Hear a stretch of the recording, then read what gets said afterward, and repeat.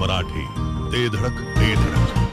मोफत मोफत मोफत महात्मा ज्योतिराव फुले जन आरोग्य योजनेसह महाराष्ट्र इमारत व इतर बांधकाम कामगार कल्याणकारी मंडळ योजनेसह शासनाच्या विविध योजनेअंतर्गत होणार विट्यातील आदिती मल्टी स्पेशालिटी हॉस्पिटल येथे उपचार एकदम मोफत.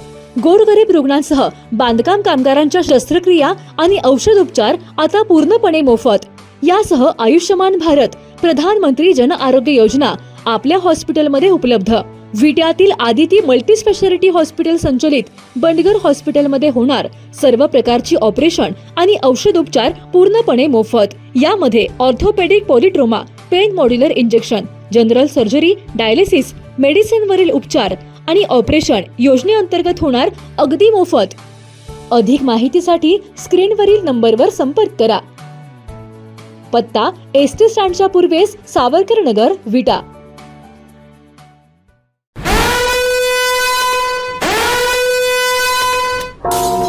आटपाडीतील सभेत आमदार गोपीचंद पडळकर यांनी विरोधकांवर जोरदार हल्लाबोल केलाय.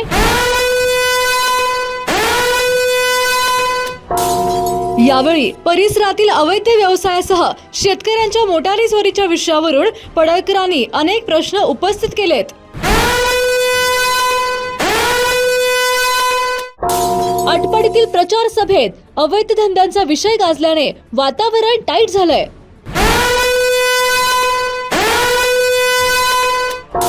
तर असल्या भानगडी कोण करतय असा खडा सवाल यावेळी आमदार पडळकरांनी केलाय.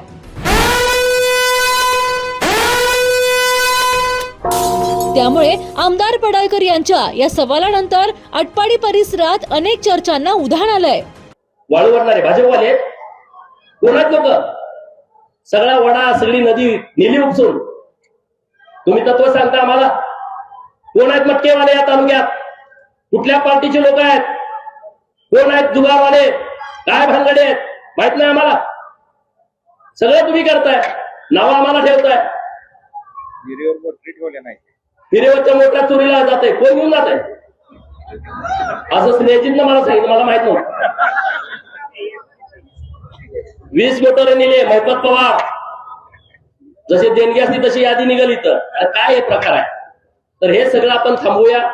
आता मी जास्तीचं बोलत नाही, पण तुम्हाला हात जोडून विनंती आहे. आमदार नाही केलं किमान आमचा नगराध्यक्ष तर करा. हो, हात जोडून विनंती करतो तुम्हाला. आता मी तिकडे गेल्यामध्ये गोपीचंद इथं पाहिजे होता. इथं करून काय करू? मरू का? काय करू? जनतेनं आडवत चाललाय. बंडूशेठ सगळ्यात जास्त आडवत चालला. होय बंडूशेठ, 24च्या आधी आला असता तर मग मी इथं थांबलो असतो. तर आता जाऊ द्या विषय सगळा. पण उद्याचा दिवस लक्ष द्या, पूर्ण वेळ लक्ष देऊन तुम्ही भाजपच्या सोबत राहा. आपले 100% उमेदवार निवडून येणार आहे. सगळे उमेदवार, सगळे समजा एखादा दुसरा काय गाळा, पण बऱ्यापैकी वातावरण खूप शहरात चांगलं आहे. कारण निवडणूक लोकांनी हातात घेतली आहे. कोणाच्या हातात निवडणूक राहिली नाही. लोकांनी हातामध्ये निवडणूक घेतलेली आहे. ना ती युटीच्या हातात आहे, ना गोपीचंदच्या आहे, ना अमरशे बापूच्या हातात आहे. ती निवडणूक घेतल्या लोकांनी हातामध्ये, जनतेने हातात घेतल्या. आणि जेव्हा जनता निवडणूक हातात घेते तेव्हा निकालामध्ये काही अडचण येत नाही. आणि त्यात राजाभाऊनी एक चांगलं सपोर्ट केला. आणि राजाभाऊची गॅरंटी कमी होती. खरंच की राजाभाऊ कडं मला बऱ्याच लोकांना राजाभाऊ आला म्हणजे आता ओके झालं.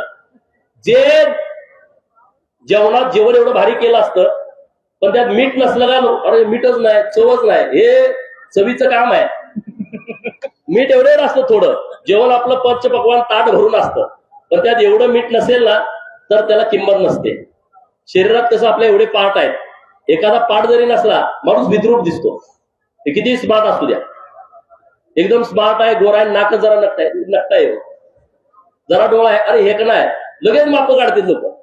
म्हणजे त्यात कमीपणा येतो. राजाभाऊनी मीठ टाकायचं काम, मीठ म्हणजे त्या दृष्टिकोनातून नाही, म्हणजे चवीच्या दृष्टिकोनातून जेवणाला स्वाद आणण्याचं काम जसं मीठ करताय तसं राजाभाऊनी या निवडणुकीमध्ये रंगत आणलेले आहे. एक एक दणका असा बसायला आला, असा बसायला आला, ह्यो का गेला असाही प्रश्न त्या लोकांना पडलाय.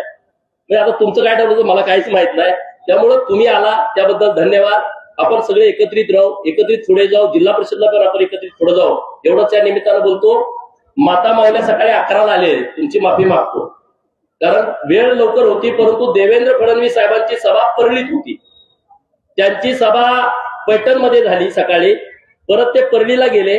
परळीची सभा करून मग पंकजाताई जतला आल्या आणि जतमधली सभा करून इकडे आल्या. त्यामुळे इकडे यायला उशीर झाला. तरी सुद्धा तुम्ही 11ला येऊन सुद्धा एकदम फ्रेश आहात. तुमच्या चेहऱ्यावरती एकदम आनंदाचं वातावरण आहे. नाहीतर काय काय याच्यात पकडून आणण्यासारखी लोक बसतात, तसं अजिबात नाही. त्यामुळं तुम्हाला धन्यवाद देतो. जिओ मराठी, ते धडक